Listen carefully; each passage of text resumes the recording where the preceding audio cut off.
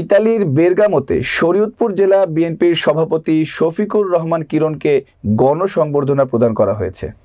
Europe থেকে জাকির হোসেন সুমনের প্রতিবেদনে বিস্তারিত। শরীয়তপুর জেলা বিএনপির সভাপতি, সাবেক সংসদ সদস্য ও বিএনপি নির্বাহী কমিটির সদস্য শফিকুর রহমান কিরণকে গণসংবর্ধনা প্রদান করেন ইতালিস্থ শরীয়তপুর জেলা বিএনপি ও বেরগামো বিএনপি। বেরগামো বিএনপির সভাপতি জামাল কবির এর সভাপতিত্বে এবং নাজমুল হোসেন চঞ্চল ও শেখ শাহ আলম এর যৌথ পরিচালনায় স্থানীয় একটি হলরুমে আয়োজিত অনুষ্ঠানে শফিকুর রহমান কিরণকে শুভেচ্ছা প্রদান করা হয়। পবিত্র কোরআন তেলাওয়াত ও দলীয় সঙ্গীত পরিবেশনের মধ্য দিয়ে অনুষ্ঠান শুরু করা হয়। গণসংবর্ধনা অনুষ্ঠানে শুভেচ্ছা বক্তব্য রাখেন বেরগামো বিএনপি সাংগঠনিক সম্পাদক মোহাম্মদ ইদ্রিস ঢালী।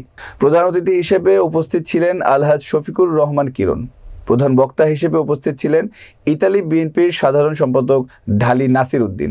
প্রধান অতিথি বলেন, শরীয়তপুরবাসীর জন্য প্রধান সমস্যা হচ্ছে ড্রেজিং করে মাটি কাটা।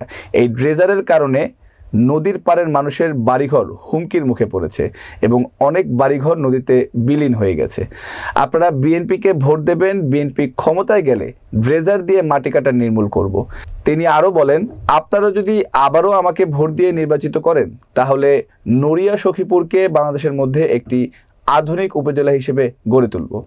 বিশেষ অতিথি হিসেবে উপস্থিত থেকে বক্তব্য রাখেন ইতালি বিএনপির সিনিয়র সহসভাপতি হালিম খান, ভেনিস বিএনপির সভাপতি আব্দুল আজিজ সেলিম, ইতালি যুবদল সভাপতি জাকির হোসেন গনি, ইতালি বিএনপি সহ সাংগঠনিক সম্পাদক ও বেরগামো বিএনপি ১ নং সদস্য হোসাইন মনির, চুন্নু মৃধা, সোলাইমান মৃধা, জেনেভা যুবদলের সভাপতি সজীব শিকদার ও জেনেভা বিএনপির সবুজ ঢালী।